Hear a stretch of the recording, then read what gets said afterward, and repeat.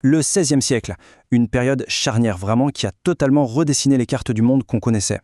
On va plonger ensemble dans cette époque d'exploration incroyable, mais aussi de conflits titanesques entre empires. C'est une histoire qui, on va le voir, explique pas mal de choses sur notre monde actuel. Alors, tout part de cette question, qui peut paraître simple, mais qui est en fait fondamentale. Comment est-ce possible qu'une seule erreur de calcul, un cap mal ajusté en 1492, ait pu mettre le feu aux poudres à ce point? Comment ça a pu déclencher une confrontation d'une telle ampleur? C'est vraiment le fil rouge qu'on va suivre. Allez, on commence par le début.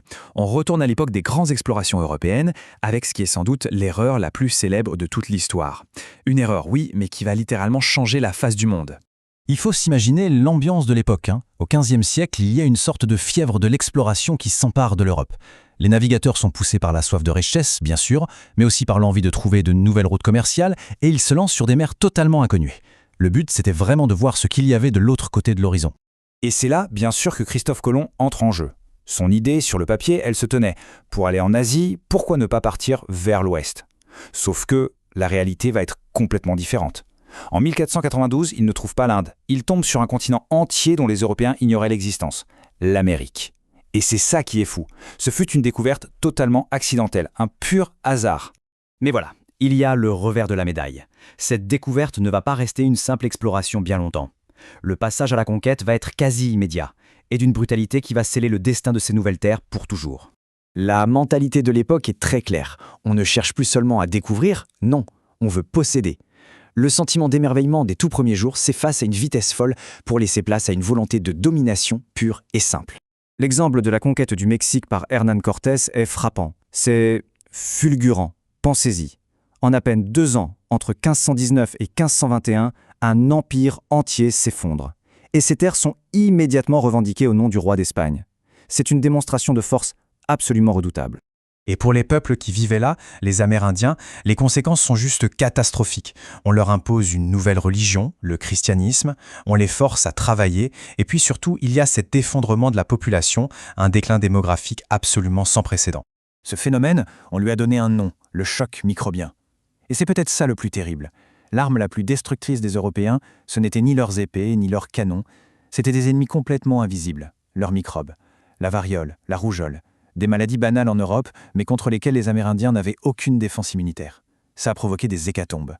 Bon, maintenant on change de décor, on traverse l'Atlantique et on retourne en Europe. Parce que pendant que ce nouveau monde est en train d'être conquis, l'ancien monde, lui, était le théâtre d'une lutte de pouvoir acharnée entre 2 véritables titans de l'histoire. En fait, c'est vraiment une histoire à 2 faces qui sont complètement liées. L'or qu'on pille dans les Amériques sert en grande partie à financer les guerres en Europe. D'un côté, on a la naissance des empires coloniaux, de l'autre, le choc de 2 empires continentaux. Tout est connecté. Et les voilà, nos 2 rivaux. D'un côté, on a Charles Quint. Empereur chrétien, il règne sur un territoire gigantesque. L'Espagne, une partie de l'Italie, l'Allemagne, les Pays-Bas et, bien sûr, les nouvelles colonies d'Amérique. Et face à lui, Soliman le Magnifique, sultan de l'Empire ottoman, dont le pouvoir s'étend de la Turquie à l'Afrique du Nord en passant par les Balkans. 2 hommes, 2 religions et 2 empires aux ambitions démesurées. Et leur rivalité, ce n'est pas juste une question de prestige, loin de là. Ça se transforme en un conflit bien réel qui va se jouer sur plusieurs fronts en même temps, sur terre comme sur mer. La guerre est partout. En Europe centrale, les armées de Soliman avancent et prennent des territoires comme la Hongrie. La mer Méditerranée, elle, devient un immense champ de bataille naval. Et au milieu de tout ça, on assiste à une alliance qui, à l'époque, a dû faire l'effet d'une bombe. Le roi de France, François Ier, un roi très chrétien, va s'allier avec le sultan Soliman. Pourquoi? Pour faire contrepoids à la puissance écrasante de son grand rival Charles Quint. En mer, la carte est assez simple à lire. La Méditerranée est littéralement coupée en 2. À l'est, c'est la flotte de Suliman qui domine sans partage. À l'ouest, c'est Charles Quint qui a la main mise. On a une sorte d'équilibre de la terreur qui s'installe sur l'eau. Alors, on pourrait se demander pourquoi est-ce que tout ça nous intéresse aujourd'hui? Après tout, ça s'est passé il y a 500 ans. Eh bien, tout simplement parce que l'héritage de ce siècle est encore incroyablement présent tout autour de nous. Prenons un exemple tout bête, mais très concret. Si aujourd'hui des centaines de millions de personnes parlent espagnol en Amérique du Sud, c'est tout simplement une conséquence directe de la conquête menée par l'Espagne au XVIe siècle. Le passé est littéralement inscrit dans la langue de tout un continent. Et donc, on termine sur cette réflexion. Quand on regarde une carte du monde, quand on écoute les langues qui sont parlées, ou même quand on essaye de comprendre certaines tensions géopolitiques actuelles, à quel point est-ce que tout ça n'est pas, en fait, un écho de ce qui s'est joué au XVIe siècle? La réponse, c'est que nous sommes sans doute bien plus les héritiers de cette époque que ce qu'on imagine.